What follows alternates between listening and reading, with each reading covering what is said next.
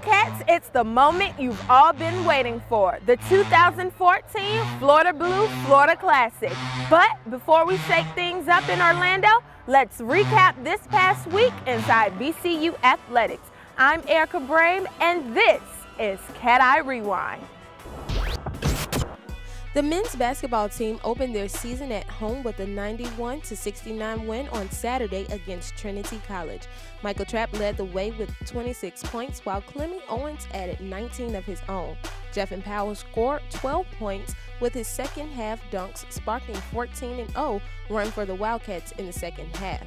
The men then traveled to Tempe, Arizona to face Arizona State, falling just short, 49-39. Owens and Quentin Brewer led the way with 9 points, while Brewer had 9 rebounds as well. The men now head to New Jersey this weekend for a 3-game slate in the CBE Hall of Fame Classic.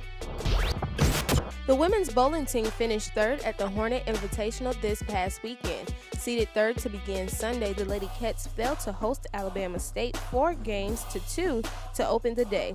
In their first consolation match, VCU defeated Jackson State 4-2 before getting the best of Alabama State in third place, match 4-3. The ladies will next compete in the second MEAC Southern Division event on December 6th through the 7th in Norfolk. The football team fell short of another fourth-quarter comeback, falling to Hampton 40-35. The backfield duo of Anthony Jordan and Michael D. Jones kept the Wildcats close throughout the game. Jordan finished with 124 total yards and 3 touchdowns, while Jones had 92 yards rushing and a touchdown. The loss resulted in the Wildcats falling into a 4-way tie for second with North Carolina A&T in first. The Florida Blue Florida Classic on Saturday is when the Wildcats will next take the field. The women's basketball team had a rough start to the season, dropping their first 3 games. The action started Friday, where the Lady Cats fell to Stetson 91-61. Kendra Cooper had a career night, scoring 25 points to lead VCU. On Sunday, the ladies faced Florida Atlantic for their home opener, coming up short 88-61. Taranisha Hollis led the way with 18 points, while Cooper added 15. On Tuesday, VCU traveled to Tallahassee and ran into a buzzsaw, losing to Florida State 103-34. Hollis was a bright spot for the team, putting up 13 points and 5 rebounds. The ladies now travel up to Jacksonville to play Jacksonville University on Thursday before facing East Carolina on Sunday. And to keep up with more stats, be sure to check it out at CatEyeNetwork.tv. Welcome back to CatEye Rewind's Florida Blue Florida Classic Edition. I'm Erica Brame, and sitting with me today is head coach Brian Jenkins. How are you today? I'm making the best of it. Well, great. Let's just jump right into things. In 2010, you became head coach here at Bethune-Cookman University, and that was your Florida Classic experience, but you guys fell short. And then the next 3 seasons, you guys managed to take away the W. Well, I want you to share with us your experience during your tenure here at Bethune-Cookman. Well, that was the first time I coached in the Florida Classic, but I've always had a relationship to the Florida Classic, whether if I got a chance to attend it or I watched it, from afar. My godfather, Charles Bingham, introduced me to the Florida Classic when I was very young. Also introduced me to Bethune-Cookman by bringing me to several, festivities and different things. He was part of, a security team for Cookman when they used to play down in Fort Lauderdale, Florida, and he played here as well as my 2 godbrothers. So I was very familiar with the Florida Classic. A lot of people like to say that we fell short my first year, and I don't say that. I say we fell forward. And why I say that is because coming off of that game, all of us knew that we were going to turn the tables and win the Florida Classic on a continuous basis, and that was our feeling coming away from it. So I walked away a little hurt because I wanted to complete what we started and walk away with an 11-0 season. I wanted to win the Florida Classic, but like I say, we fell forward that night, and ever since then, we picked up the pieces and have been running ever since and have not slowed down, and we don't intend on slowing down at all. Well, how has your attitude about the Florida Classic changed since you've been coaching? It hasn't changed at all. I mean, it's an exciting time. It's a time that unites many families, during that time of the year. I say it's an early Christmas for a lot of people, because I don't think at any other event you see so many people and so many families come together and they be competitive, but yet they still walk away with love. So it's a tremendous experience, and I think it's more than just about the football game.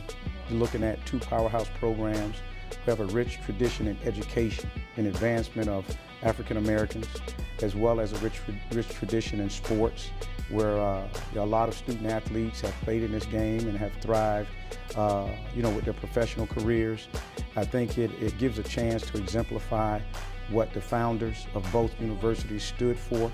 And it's being presented on a global stage, and whenever your university is presented on a global stage and you can represent that university through some form of competition, I just think that's tremendous.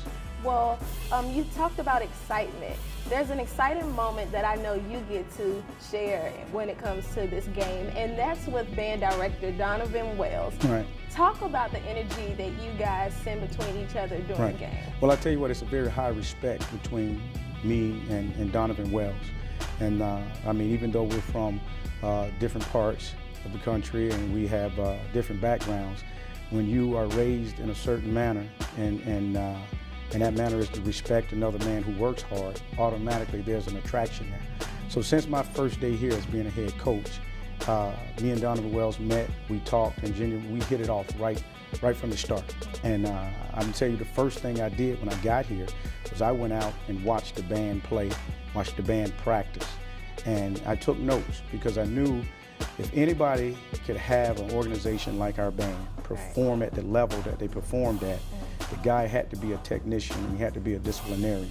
And it was something that I could learn from that. And even though none of the steps that we do on the football field, still you have to have unity and teamwork. So I took some of the things Donovan Wells was telling the band, and he presented to the band, and I presented it to our team. And I told him about that. And I just think there's a mutual respect for each other because both of us want to be the best at our craft. And away from our profession, me and Donovan Wells share a lot of secrets, and we talk about anything and everything. We laugh a lot during hard times. If there is a loss or something, he's one of the first persons that I hear from, that I know I can go and sit down and hear it straight from. And that's the thing I respect about him the most. He's straightforward. There's no in between with Donovan Wells, and that's what I love about him. And we've grown to be great friends, really, really great friends. And whenever you can get two men who respect each other, who love one another, and love what each other does in their profession, and can give advice to one another, then you got a great relationship, friendship.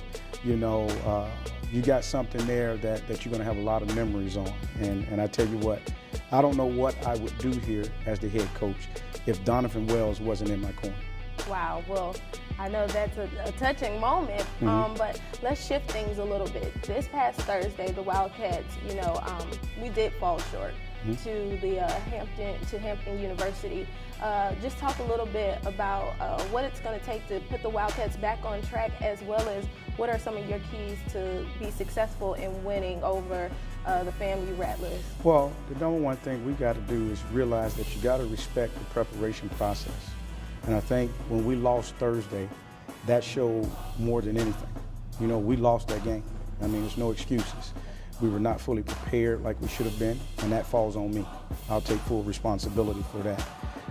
But we have the Florida Classic coming up, and our keys to success is respect the preparation process. That's it. And I mean, that's with anything in life. You got to respect the preparation process.